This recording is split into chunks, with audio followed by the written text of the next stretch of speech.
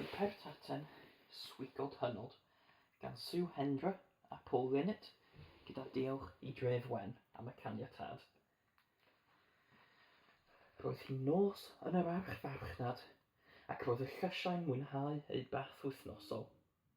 Edrych Supertaten, het swigod, meddai cucumber. Mae gen I farf swigod, meddai'r planhigyn wy. Dwi wedi gwneud ogof swigod, meddai moronen. Edrychwch beth dwi wedi wneud, meddai tomato. Swigod o sawrws yw e.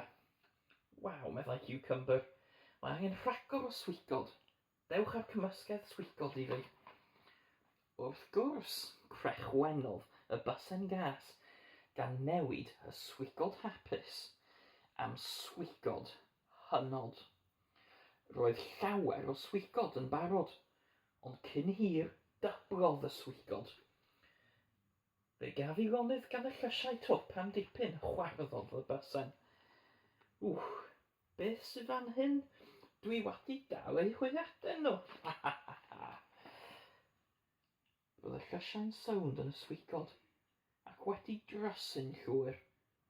Do'n I ddim eisiau dwbl y swigod, llefodd cucumber. Dwi'n methu gweld, llefodd tomato. Dwi ddim yn gwybod ble dwi, gawodd moronen. Yna siaradodd rhywun. Peidiwch â phoen I bawb, gan bwyll nawr. Dwi'n nabod y llais na, meddai Supertaten. Mango mwyn yw e. Wyt ti'n gwybod ble rydyn ni? Rydych chi yn yr eil oer, lysiau bach gan bwyll nawr. Peidiwch mynd I banig, mae'r ateb yma'n agos. Chwiliwch yn chwilfrydig. Mae'r ateb yma'n agos. Meddyliodd Supertaten. Yn gyntaf, eithon ni i'r eil fisgedi, ond dim ond swigod oedd yno. Felly hefyd yn yr eil goginio. Yna'n sydyn rhaid, sylwodd tomato ar rhywbeth. Peidiwch â symud, gweiddodd hi. Rydyn ni yn yr eil pethau ysgrifennu. Mae'n rhaid mai pensiliau yw'r ateb. Mae mango mwyn eisiau I ni bopian y swigod a'r pensiliau miniog.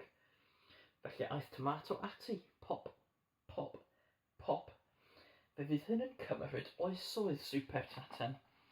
Na, lysiau anwyl, nid rheina yw'r ateb. Ond y peth sy'n glanhau eich corff chi a chwyneb.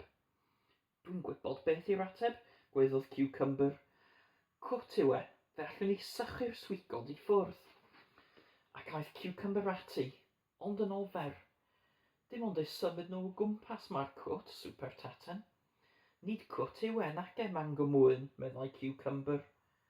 Sori bawb, oedd e'n syniad da, ond nac e. Ymlaciwch nawr lysiau.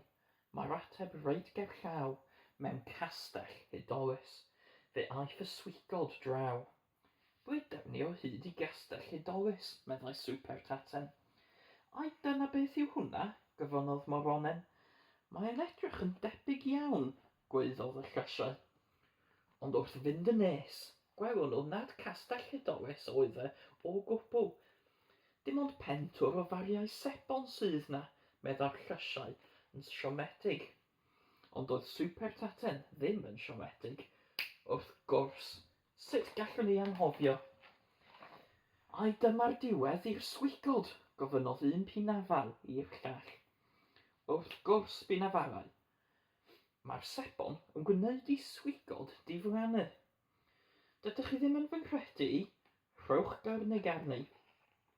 Sebon taten i'r adwy. Dewch I bopian. Cyn hir, roedd y swigod wedi mynd bron I gyd. Rydyn ni wedi anghofio rhai, meddai tomato. A beth yw hwnna y tu ôl iddyn nhw? Dere hwyaden fach, mae hi'n diwrnod braf I... Supertaten, diolch I ti, mae'r swigod I gyd wedi diflannu. Ddim y swigod I gyd, tomato. Dwi wedi cadw un. Roedd y llysiau wrth ei boddau. Supertaten, rydyn ni'n dwlu arna ti. Supertaten, rwy ti'n anhygoel. Supertaten, fi, yw dy ffan fwyaf di. O nac e, tomato. Dyma fy ffan fwyaf fi, ac mae'n mynd i chwythu'r bus yna draw i'r eilrawchyd lle dylai hi fod. Fysedd pysgod, wnewch chi roi'r busen mewn swigen nôl yn y rhewgell i mi. Wrth gwrs Supertaten, bydden ni wrth ein boddau.